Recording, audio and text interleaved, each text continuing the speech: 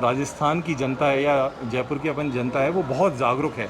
Even हम पिछले 2 साल से पूर्वी राजस्थान नहर परियोजना किसान संघर्ष समिति के बैनर के तले हम काफ़ी लोगों को जागरूक किया है और उसकी वजह से लोगों में कांग्रेस और बीजेपी के अगेंस्ट काफ़ी रोष है, नाराज़गी है। बड़े भाई माननीय आकाश आनंद जी हमारे साथ हैं, तो आई थिंक इनका भी एक इम्पैक्ट काफ़ी पॉजिटिव पड़ेगा। युवा चेहरा हैं आकाश आनंद जी, तो क्या लगता है कि जयपुर के लोगों को भा पाएंगे?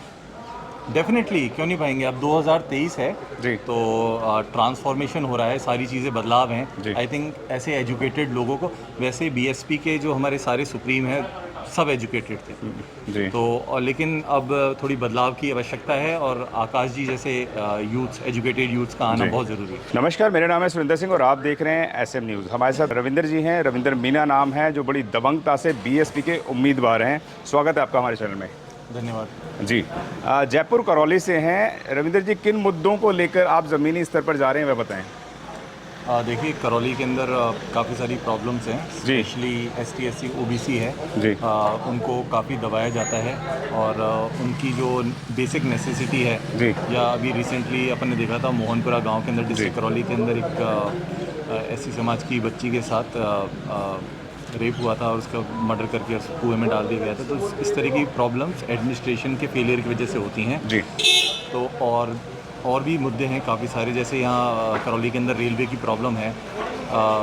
26 साल हो गए करौली को डिस्ट्रिक्ट बने, बट स्टिल ये सेंट्रलाइज लोकेशन पे नहीं है, मतलब रेलवे की समस्या है। हमें अभी भी रेल पकड़ने के लिए गंगापुर या धौलपुर जाना पड़ता है, तो it doesn't make any sense. जी। और उसके बाद पानी की समस्या है, तो हम ERCP एक ज्वलनशील मुद्दा है राजस्थान के अंदर, जी। जो कांग्रेस और बीजेपी की सरकार के द्वारा मतलब एक तरीके से फुटबॉल खेली जा रही है। जी। तो हम उस पर भी फोकस है हमारा कि हम इस चीज़ को ध्यान में रखें। जी। और युवाओं की जहाँ तक करौली में बात करें तो आई थिंक ड्रग एडिक्शन एक बहुत ज़्यादा प्रॉब्लम है। जी। तो उस चीज़ को भी रिजॉल्व करने की हमारी पूरी जोर कोशिश है। जी। रविंदर जी, बसपा का कोई मैनिफेस्टो नहीं होता है और तमाम पार्टियां इस वक्त वादे करने लग रही हैं कि आपको 40,000 का ये देंगे, 20,000 का ये देंगे, लैपटॉप देंगे, घड़ी देंगे, मोबाइल देंगे, इस तरीके की चीज़ों को वो आप दिखा रहे हैं। लेकिन बसपा को आप किस तरीके से देखते हैं, जबकि मैनिफेस्टो नहीं है, कोई वादा नहीं कर रही है, फिर किन मुद्दों से जाकर जनता से वोट मांगेंगे? देखिए, ये 4 साल कुछ नहीं करते और 5वें साल में आकर इस तरीके के वादे करना या लोभ देना, आई थिंक ये कॉन्स्टिट्यूशनली भी राइट नहीं है। और आई थिंक इस तरह की चीज़ों पे बीएसपी बिलीव भी नहीं करती है। जी।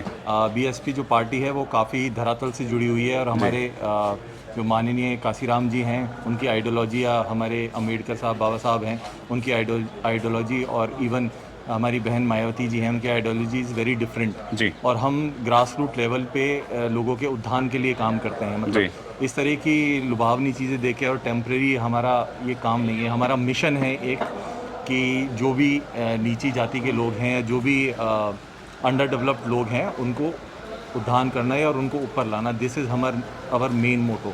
तो हम इस तरह की छोटी मोटी लुभावनी चीज़ देके उनका टेम्परेरी सॉल्यूशन नहीं करना चाहते। जी। रविंद्र जी, क्या लगता है कि जयपुर करौली के अंदर उत्तर प्रदेश जैसा शासन आ पाएगा जो बसपा सुप्रीमो बहन कुमारी मायावती ने दिया था? मेरे हिसाब से हम इस और कोशिश में हैं और आई थिंक हमारी 10 से 15 सीट अगर निकल जाती हैं तो हम गवर्नमेंट फॉर्म कर सकते हैं। जी। हाँ, जो लास्ट ईयर में कुछ प्रत्याशी थे जो इन्हें कांग्रेस में जाके मिल गए थे, आई थिंक इस तरीके की हरकतें नहीं होनी चाहिए।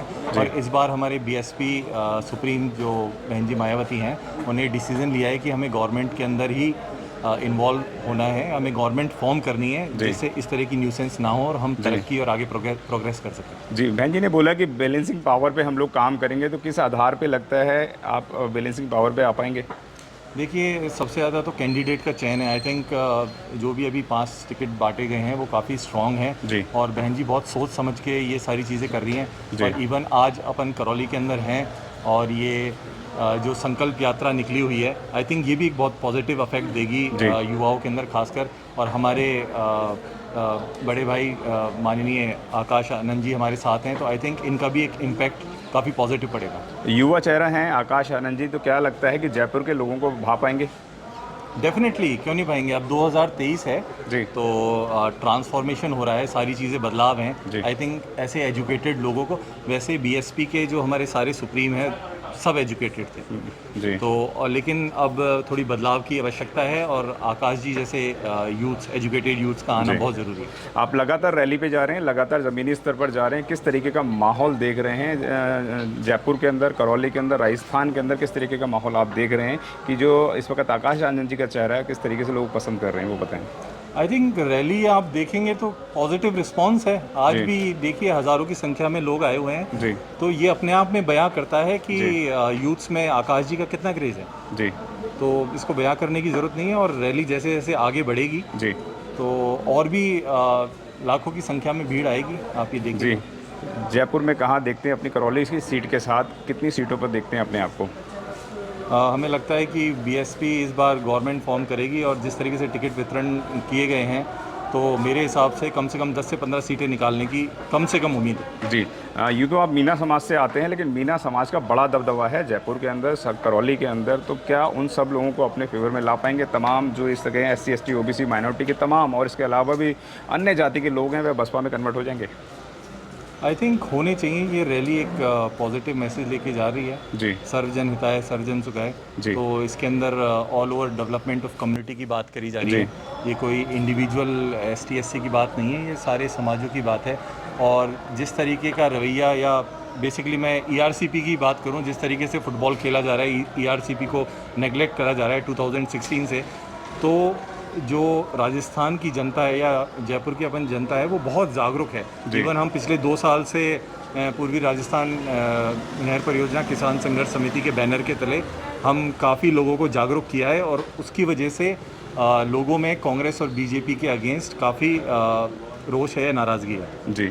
आप थे हमारे साथ दविंदर मीना, जिन्होंने कहा है कि अब वोट हमारा, राष्ट्र हमारा, नहीं चलेगा, नहीं चलेगा। ये बसपा सुप्रीमो बहन कुमारी मायावती ने भी कहा। उन्होंने एक नारा और दिया है, चलो गांव की ओर।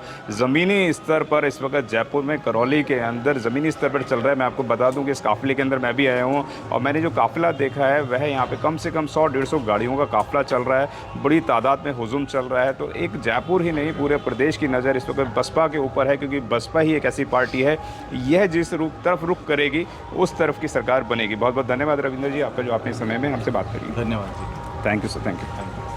अगर आपने अभी तक हमारा चैनल सब्सक्राइब नहीं किया है तो सब्सक्राइब करें और घंटी का बटन बिल्कुल भी दबाना ना भूलें ताकि सभी लेटेस्ट खबरें पहुंच सकें आप पे सबसे पहले।